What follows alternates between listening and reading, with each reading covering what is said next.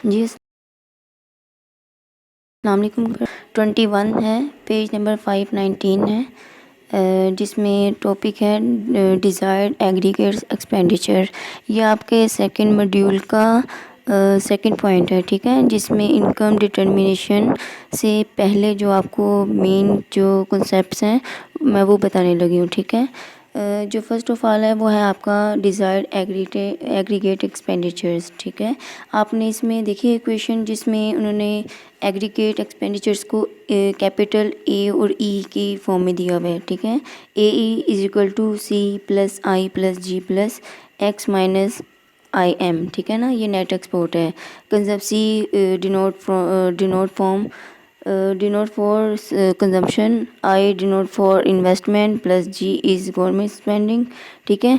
लेकिन जो आपका है ना desired aggregate expenditure, it is the plan spending on जो है आपकी डोमेस्टिक आउटपुट पर होती है by households, firms, governments and foreigners, ठीक है। इसमें जो है आपके 4 कंपोनेंट्स आते हैं, 4 एक्सपेंडिचर कंपोनेंट्स आते हैं। फर्स्ट है कंजम्पशन, सेकंड है इन्वेस्टमेंट, थर्ड है government purchases and fourth one है नेट एक्सपोर्ट, ठीक है, जैसे आपकी इक्वेशन से आपको श्योर है। आपने इसकी डेफिनेशन करनी है साथ ही इसमें जो हाईलाइट की हुई है 2 लाइन्स, जिसमें उन्होंने बताया हुआ है कि national income account measure actual expenditure in each of 4 expenditure categories. National income theory deals with the desired expenditure in each of this 4 categories, ठीक है। नेशनल इनकम जो है थ्योरी अभी हमने करनी है, ठीक है ना, डिटर्मिनेशन उसकी करनी है। उससे पहले आपको ये एग्रीगेट एक्सपेंडिचर्स के बारे में बताना चाहिए, डिज़ायर एग्रीगेट एक्सपेंडिचर्स के बारे में, ठीक है। अब नेक्स्ट जो है इसके 2 पॉइंट्स हैं, जिसमें ऑटोनोमस एक्सपेंडिचर्स लिखे हुए हैं और सेकंड है इंड्यूस्ड एक्सपेंडिचर्स। अच्छा, जो ऑटोनोमस एक्सपेंडिचर्स होते हैं वो होते हैं कि जो इनकम के नेशनल इनकम के चेंज होने से इन पर कोई मीन के ये डिपेंड नहीं करते नेशनल इनकम पर। नेशनल इनकम अगर चेंज हो रही है तो ये जो ऑटोनोमस एक्सपेंडिचर्स होते हैं ये चेंज नहीं होते, ठीक है। और जो इंड्यूस्ड एक्सपेंडिचर्स हैं, any component of expenditure that is systematically related to national income. जब नेशनल इनकम में कोई चेंजेस आ रही हैं या नेशनल इनकम इंक्रीज़ हो रही है या डिक्रीज़ हो रही है तो इसका इम्पैक्ट इंड्यूस एक्सपेंडिचर्स पर आता है, तो वो भी चेंज हो जाएंगे, ठीक है। ऑटोनोमस चेंज नहीं होंगे। जैसे ये आपकी ये पैराग्राफ में लिखा हुआ है जिसमें ऑटोनोमस वर्सेस इंड्यूस एक्सपेंडिचर्स हैं, इसमें इन्होंने सेकंड लाइन है इसकी, second line components of aggregate expenditure that do not depend on national income are called autonomous expenditures and autonomous expenditure can and do change, ठीक है। और जो components of aggregate expenditure that do change systematically in response to changes national income are called induced expenditures, ठीक है। ये तीनों आपके जो कॉन्सेप्ट है इंड्यूस्ड और ऑटोनोमस का, इसमें आपको डिफरेंस आना चाहिए, ठीक है। ऑटोनोमस जो डिपेंड नहीं करते और इंड्यूस जो डिपेंड करते हैं। मीन के ऑटोनोमस में अगर आपकी इनकम चेंज होगी तो ऑटोनोमस वेरिएबल्स चेंज नहीं होंगे, ठीक है। और अगर जो इंड्यूस्ड है उसमें आपकी इनकम चेंज होगी तो आपके वेरिएबल्स भी साथ चेंज होंगे। नेक्स्ट वन है आपका इसमें उन्होंने क्लोज्ड इकोनॉमी की बात की हुई है। क्लोज्ड इकोनॉमी वो इकोनॉमी होती है जिसमें आपकी ट्रेड ना हो, ठीक है ना। और trade mean with internationally trade ना हो, आपके जो है an economy that has no foreign trade in goods and services और asset mean without trade closed economy, ठीक है। जैसे एक कंट्री की इकोनॉमी, इंटरनल इकोनॉमी, आपकी कोई ट्रेड लिंक्स नहीं है, आपके कोई फाइनेंशियल लिंक्स नहीं है कि जिससे आपकी उनकी फ्लक्चुएशन से आपकी जो है इकोनॉमी पर इम्पेक्ट करें। सेकंड है डिज़ायर्ड कंजम्पशन एक्सपेंडिचर्स। कंजप्शन से तो सब आप लोग इंट्रोड्यूस्ड हैं, ठीक है। इसमें है कि जो इसमें इन्होंने कंजप्शन डिस्पोजेबल इनकम की बात की है सबसे पहले ना। डिस्पोजेबल इनकम वो वाली इनकम होती है जो आप टैक्स के बाद जो आपके पास अमाउंट रहती है, वो डिस्पोजेबल इनकम है। जिसमें उन्होंने डेफिनेशन लिखी हुई है, disposable income is the amount of income house hold receive after deducting what they पे इन टैक्सेस, ठीक है। और अब सेविंग क्या है, what is saving? Saving is all disposable income that is not spent on consumption after the, आप जब आपके पास डिस्पोजेबल इनकम आ गई है, उसमें से आपने कंजम्पशन कर ली है, जो कंजम्पशन के बाद आपके पास जो अमाउंट रहेगी वो आपकी सेविंग होगी, ठीक है। Disposable income that is not spent on consumption. अब इसके साथ ही उन्होंने एक कंजम्पशन फंक्शन बताया हुआ है, जिसमें उन्होंने बताया कि relationship between desired consumption expenditure and all the variables that determine it, ठीक है। In the simplest case the relationship between desired consumption expenditure and disposable income. Mean के कंजम्पशन फंक्शन में उन्होंने कहा है कि कंजम्पशन एक्सपेंडिचर और डिस्पोजेबल इनकम का रिलेशनशिप। इसमें उन्होंने 4 फैक्टर्स बताए हैं, की फैक्टर्स हैं जो कंजम्पशन को जो इन्फ्लुएंस करते हैं। फर्स्ट है कंजम्पशन को कौन कौन से वेरिएबल्स जो है इन्फ्लुएंस करते हैं। फर्स्ट है डिस्पोजेबल इनकम, सेकंड है वेल्थ, थर्ड है इंटरेस्ट रेट और फोर्थ वन है एक्सपेक्टेशन। अगर डिस्पोजेबल इनकम आपकी इंक्रीज होगी तो मीन कि आपकी कंजम्पशन भी बढ़ेगी, डिस्पोजेबल इनकम कम होगी तो कंजम्पशन भी कम होगी। इट्स डायरेक्ट रिलेशनशिप, ठीक है। जब वेल्थ की है, वेल्थ भी आपकी इंक्रीज होगी तो कंजम्पशन इंक्रीज होगी। इसके साथ साथ इंटरेस्ट रेट की बात हम कर रहे हैं, ठीक है ना। फिर बाद में एक्सपेक्टेशंस हैं अबाउट द फ्यूचर।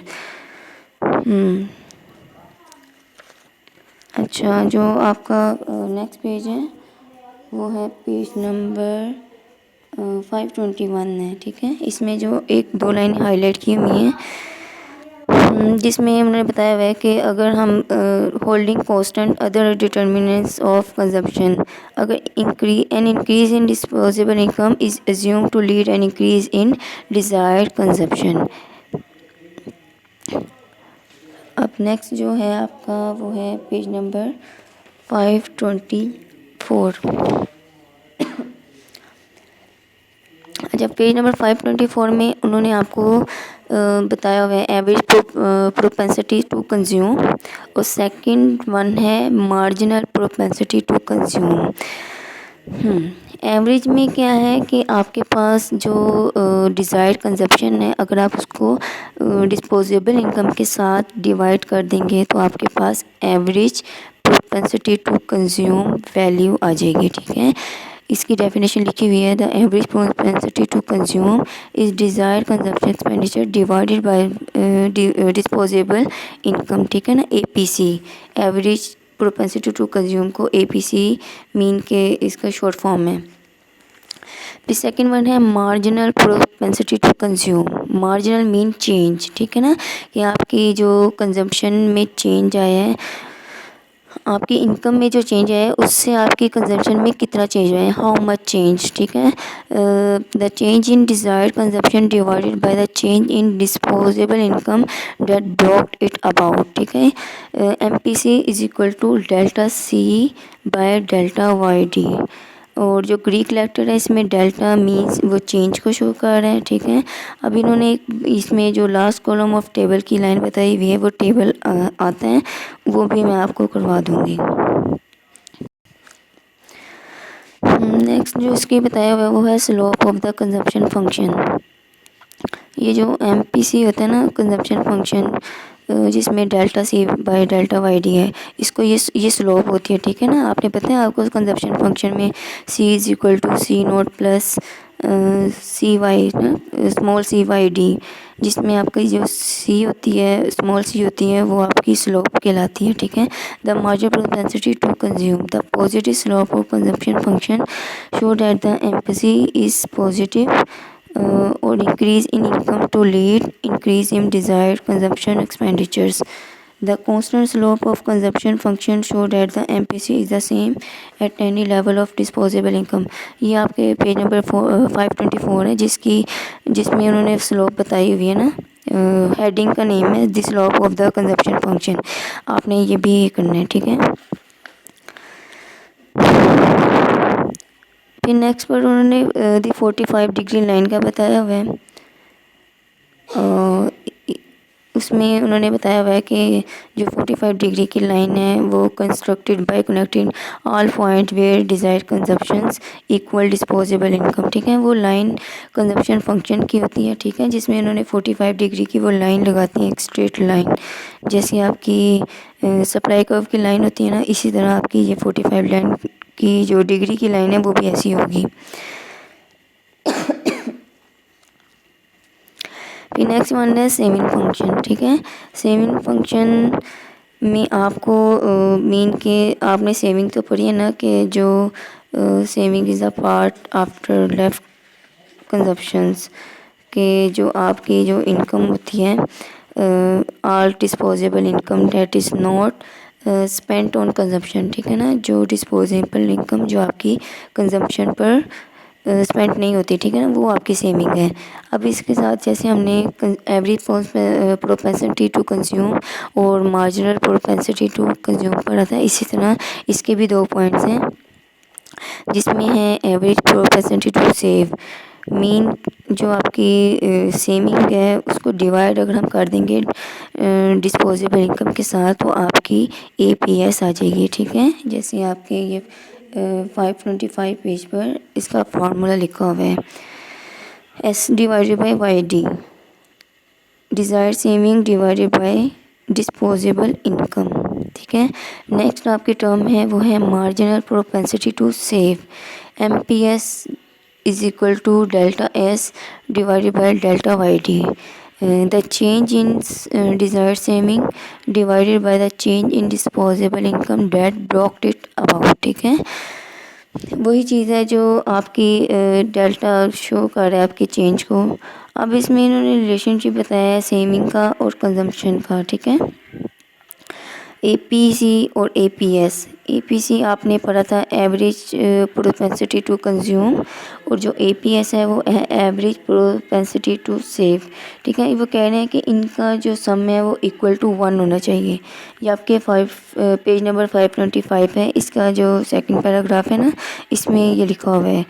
और जब अगर आपके ये एवरेज टू कंज्यूम और एवरेज सेविंग है वो इक्वल टू 1 होगी, तो इस मीन जो इनकी मार्जिनल प्रोपेंसिटी टू कंज्यूम और मार्जिनल प्रोपेंसिटी जो सेविंग है वो भी must be sum to also sum to 1। ठीक है, MPC plus MPS is equal to 1।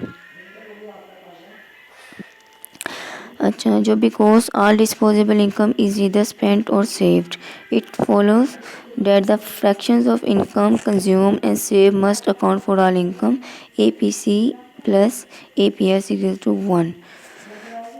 Or it also follows that the fractions of any increment to income consumed and saved must account for all the increment, जिसमें आपकी जो MPC है plus MP mean के वही same बात उन्होंने की है, जिसमें एवरेज टू APC और APS है वो इक्वल है 1 के।